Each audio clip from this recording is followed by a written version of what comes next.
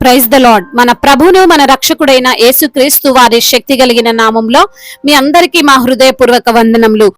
ఈ రోజు దేవుని వాక్యము, నేను మాట మాంద్యము గలవాడును, ఫరో నా మాట ఎట్లు వినునని యెహోవా సన్నిధిన పలికెను.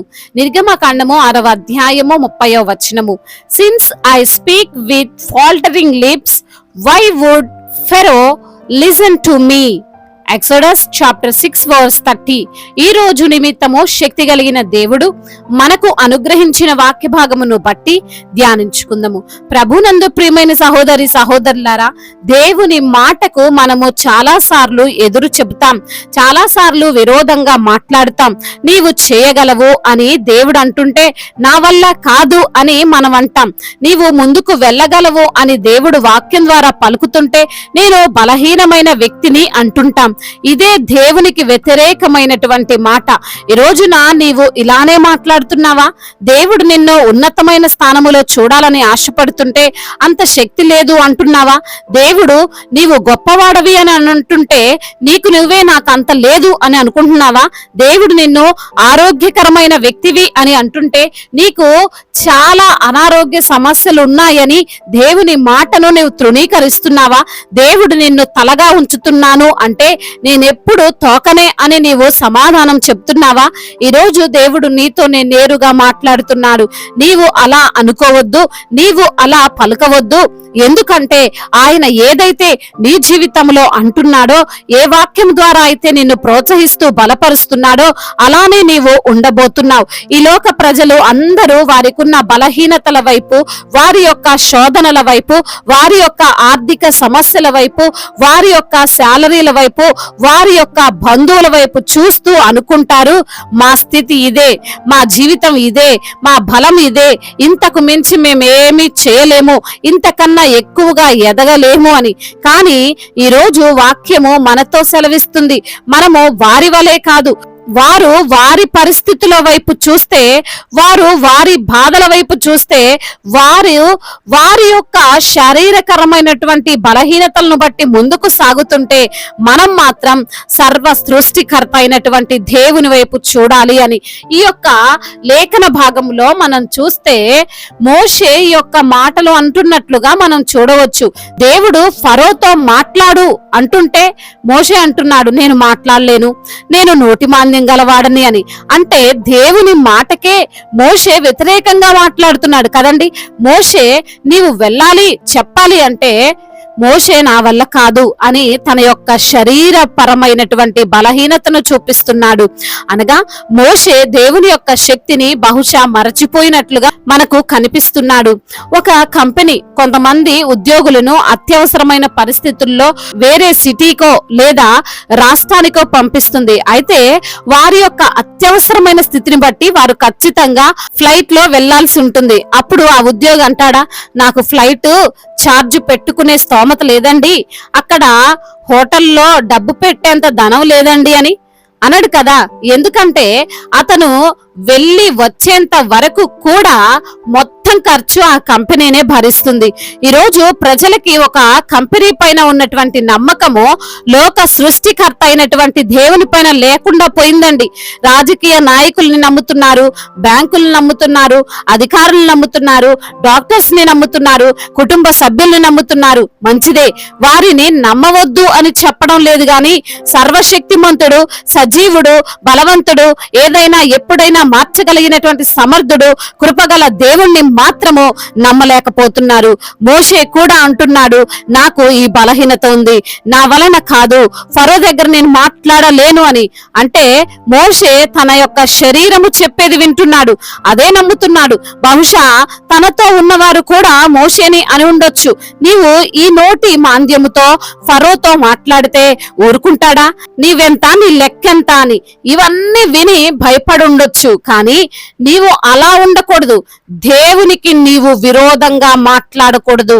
నా ఆరోగ్యము నన్ను బాధ పెడుతుంది, నన్ను చంపేస్తుంది, నా అప్పులు తీరవు, నేను అప్పుల్లోనే మునిగిపోతాను, నా బిడ్డలు మారరు, నన్ను చూసుకోరు, నా భర్త మారడు, నా జీవితంలో సంతోషం ఉండదు, ఇలాంటి మాటలు నీవు మాట్లాడవద్దు. ఎందుకంటే దేవుడు నీ స్థితిని మార్చబోతున్నాడు, నీకు మంచి ఆరోగ్యం ఇవ్వబోతున్నాడు, నిన్ను ఆశీర్వదింపబోతున్నాడు, నీ జీవితాన్ని ఆయన అద్భుతముగా చేయబోతున్నాడు. అలా మాట్లాడిన మోషేతో దేవుడు ఎన్నో గొప్ప కార్యాలు జరిగించాడు కదా. అదే విధంగా నీ జీవితంలో కూడా ఆయన గొప్ప కార్యాలు జరిగిస్తాడు, అద్భుతం చేస్తాడు. ఆయన పైన నువ్వు విశ్వాసం ఉంచు, యేసయ్య మాటలకు విధేయత చూపు, సమ్మతించు, నీవు దీవింపబడతావు, ఆశీర్వదింపబడతావు. దేవుడు ఈ మాటలను మన హృదయములో ఫలింపచేయునుగాక. వాక్య భాగమును బట్టి ప్రార్థించుకుందాము. ప్రతి ఒక్కరు కూడా ప్రార్థనలో ఏకీభవించగలరు. ప్రార్థన. మహాశక్తి సంపన్నుడా, కృపా కనికరములు కలిగిన తండ్రి, మీకు వందనాలయ్యా, స్తోత్రాలు ప్రభువా. మోషేని బలపరిచిన దేవా, మోషేకి ధైర్యం ఇచ్చిన దేవా, అయా మోషేని ప్రభా నిలవబెట్టుకున్న తండ్రి, నీకు స్తోత్రాలు. అవును ప్రభా, పరిస్థితులను బట్టి, బలహీనతలను బట్టి ప్రభా కృంగిపోతున్న ప్రతి బిడ్డను కూడా మీరు జ్ఞాపకం చేసుకోండి. మా జీవితాలలో కూడా అద్భుతాలు జరిగించు వాడవని ప్రభా, మిమ్మల్ని నమ్మి ముందుకు సాగమని, అయా ఈ లోకం వైపు గాని, లోకంలో ఉన్న మనుషుల వైపు గాని తండ్రి మేము చూడకుండా తండ్రి, సర్వశక్తిమంతుడవైన సజీవుడవైన దేవుడు సమస్తమును నోటి మాట ద్వారా కలగజేసినటువంటి మీ వైపున తండ్రి తిరిగి మీ పైన నమ్మకం ఉంచి ముందుకు సాగే కృపను దయచేయండి. ఎందరైతే బిడ్డలు ఈ రోజున బలహీనతతో ఉన్నారో వారిని మీరే బలపరచండి. మంచి ఆరోగ్యమును, శక్తిని, సామర్థ్యాన్ని వారికి మీరు అనుగ్రహించండి. వారికి ఏ రోగమున్నా, ఏ రుగ్మతున్నా, ఏ బలహీనతున్నా యేసు నామములో దాన్ని లయపరచండి. బిడ్డలకు మంచి ఆరోగ్యాన్ని దయచేయండి. మరణకరమైన రోగము నుంచి విడుదల దయచేయండి. ఆర్థిక పరమైన ఇబ్బందులన్నిటి నుంచి కూడా విడుదల దయచేయండి. అప్పుల భారాలతో కృంగిపోతూ నలిగిపోతున్న ప్రతి బిడ్డను మీరు లేవనెత్తండి. అప్పు తీర్చుకునే సామర్థ్యమును వారికి మీరు అనుగ్రహించండి ప్రభా. అయా మరి తండ్రి, ఉద్యోగం లేక బాధపడుతున్న బిడ్డలు ఎందరో ఉన్నారు ప్రభా, వారిని మీరు జ్ఞాపకం చేసుకోండి. మంచి ఉద్యోగం వారికి మీరు అనుగ్రహిస్తున్నామని వేడుకుంటున్నాం.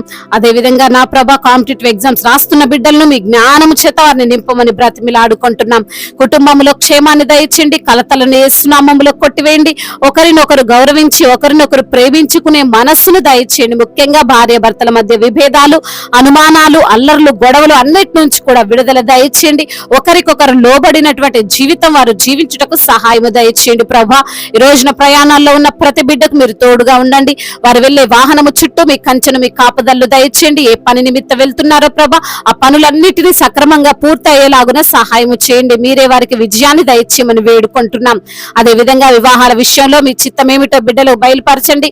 మీ చిత్తానుసారంగా వారి వివాహము జరుగునట్లుగా కృప చూపించండి. సాటి అయిన సహకారిని వారికి మీరు అనుగ్రహించమని బ్రతిమిలాడుకుంటున్నాం తండ్రి.